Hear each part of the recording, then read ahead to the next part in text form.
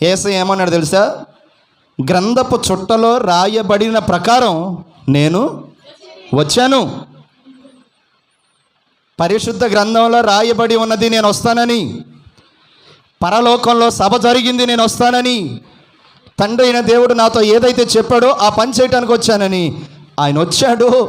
ఆయన ఆకాశానికి భూమికి మధ్య సిలువ మీద, అనగా ఒక నిలువు కర్ర ఒక అడ్డు కర్ర మీద వేలాడటానికి వచ్చాడు. 5 గాయాలు ఆయన పాలయ్యాడు, 3 మేకులు ఆయన కొట్టించుకున్నాడు. చూడండి, ఆ గాయాల గురించి మేకుల గురించి చెప్పి నేను ముగిస్తాను.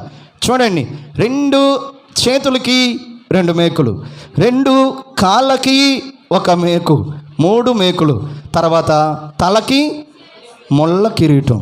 బాగా ఆలకించండి. శరీరం అంతా కొరడా దెబ్బలు, మొత్తము శరీరం అంతా గాయాల పాలైంది. శిరస్సుకు ముళ్ళ కిరీటం దేనికి? 2 చేతులకి మేకులు దేనికి? నా వైపు చూస్తూ వినండి అమ్మా, బైబుల్స్ ఇప్పుడేం చూడకండి మీరు. 2 కాళ్ళకి మేకు దేనికి? తండ్రి అయిన దేవుడు దీనికే కదా, ఈ శిక్ష కోసమే కదా యేసుక్రీస్తు వారిని లోకానికి పంపింది. ఆ శిక్షను ఆయన నేను నెరవేరుస్తాను వచ్చాడు కదా. అయితే శిరస్సు మీద ఉన్న ముళ్ళ కిరీటం దేనికంటే, ప్రియమైన దేవుని బిడ్డలారా, మానవుని తలంపులు ఎలా ఉన్నాయి? చెడిపోయినాయి. తలంపులు ఎక్కడ పుడతాయి? ఇక్కడ పుడతాయి, తలలో పుడతాయి.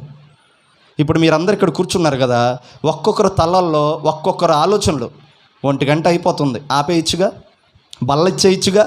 ఒక్కొక్కరికి రకరకాల ఆలోచనలు. పైగా ఈరోజు ఆదివారం, ఇంటికి వెళ్తే హాయిగా ఏదైనా చూడవలసినవన్నీ దృశ్యాలు చూడొచ్చుగా, స్నేహితులతో సరదాగా ఆనందంగా గడపచ్చుగా అని రకరకాల తలంపులు. ఆ తలంపులు చెడ్డగా ఉన్నాయి కాబట్టి ఆ తలంపుల మీద ఉన్నటువంటి ఆ శిక్ష మనకు రావాల్సింది. ఆయన తల మీద ఏం పెట్టుకున్నాడండి? ముళ్ళ కిరీటం పెట్టుకున్నాడు.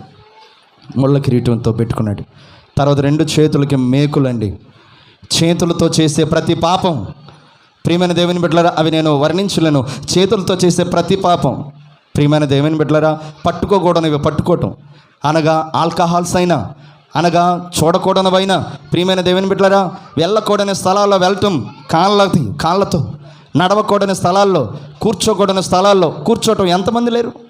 ఈరోజు నువ్వు నిజంగా నీ గుండెల మీద చేసుకొని చెప్పు, బల్లలో చేయి వేస్తున్నావు, నీ కళ్ళను అదుపులో పెట్టుకుంటున్నావా?